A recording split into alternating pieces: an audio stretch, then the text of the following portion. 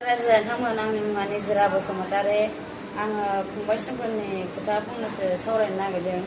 फंबाय सोमखोरखौ मोनफिनबाय निउ जलपाइगुरियावहाय दङमोन बे स्टेशना बिराद गिदिर इयो ओंखायनो बियो फैनो रोङाखै आरो मानसिया एसे खर'आ गाज्रि जादों बेनि थाखाय फैनो हायासै बावनाय जादों मानसिया।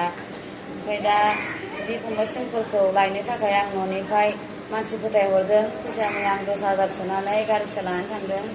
ओमफ्राय लाना थांनानै दा फंबाय सोमखोरखौ निउ जलपाइगुरियाव लोगो मोननानै आंनि फिसाया लानानै फैफिनबाय। दा लानानै फैनानै दा बिसोरो बेयावहाय हर थानो नागिरदोंमोन फैसानि एसे प्रब्लेम जानानै थानाय जायासै। हरजों हर खस्थ'बाबो बिसोरो न'आवहाय फैफिननाय लामाखौ लाबाय। ओमफ्राय दा बिसोरो दहाय फुंनि 9टा बाजियाव पाठशाला मोनफैदों। ओमफ्राय दा बिसोरखौ पाठशालायाव लोगो मोननानै ओंखाम जाहोबाय बिसोरो। दा जाहोनानै दसे जिरायहोनानै जोंनि न'आव लांबाय। दा बिनि बिमा बिफाया फैगासिनो दंनो फंबाय सोमखोरनि बिमा बिफाया।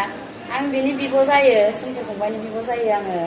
ओमफ्राय दा बे सोमखोरखौ बिमा बिफा आरो गावसिनि गामिनि रायजो राजा लानानै लांनो फैबाय दंनो। ओमफ्राय दा आं बिनि बिमा बिफानि आखायाव आं दा गथायना होनो हाबाथाय आंनि गोसोआ बिराद गोजोननाय थासिगोन।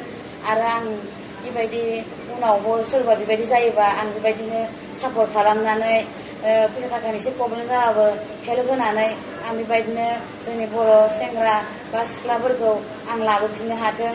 उनावबो आङो बेबायदिनो लाबोफिननो हानानै आंनि गोसो गोरबोआ लाबोफिननो हाबा आं गोजोननाय थागोन। बयखौबो आङो बेबायदिनो रिकुवेस्ट खालामो। आदा बाजै बा आइ आफामोनाबो बिदिनो जेनेबा बेहेरा जायगायावथ' दंखायो बयबो खामानि मावनो फैखायो। बिदिनो जुदि लोगो मोनोबा सोरबा जुदि आन्दायब्लायोबा बिदिनो निमाहा होलायनानै मोनसे फैसानि प्रब्लेम जाबाबो फैसा होथ'लायनानै लानानै बिनि न'सिम सफैनाय खालामबानो जाबाय। आंबो दिनै फंबाय सोमखोरखौ बासायबाय बा आंनि गोसो गोरबोनिफ्राय बिराद जासिहरनाय खुलुमनाय साबायखर बावहरबाय प्रकाश सारनिसिमबो आंनि गोसो गोरबोजों अननायखौ प्रकाश सारनो आं जासिहरनाय थाबाय।